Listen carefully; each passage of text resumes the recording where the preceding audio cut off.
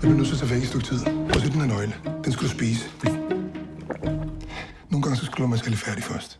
Inde på banegården, der er der en taske. Den taske, den henter du og graver ned i skoven op ved mors hus. Jeg er godt begravet et andet sted.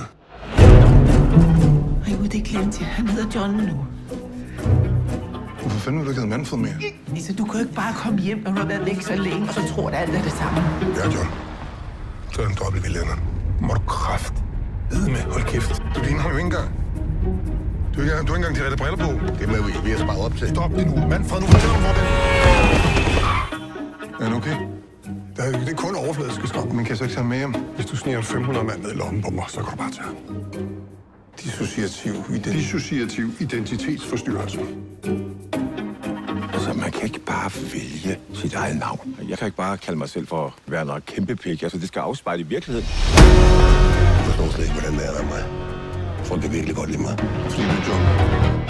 Du er sindssyg. Så skal du da ikke lave bane med tosser. Det er faktisk et yderst valid psykiatrisk eksperiment. Skal du så spille for et rigtigt publikum?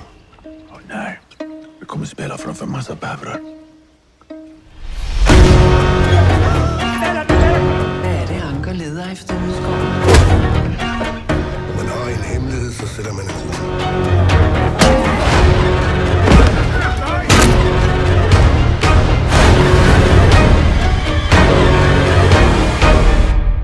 Lothar, svara mig ärligt nu. Har jag inte ljust hår? Och är inte mina ögon blå?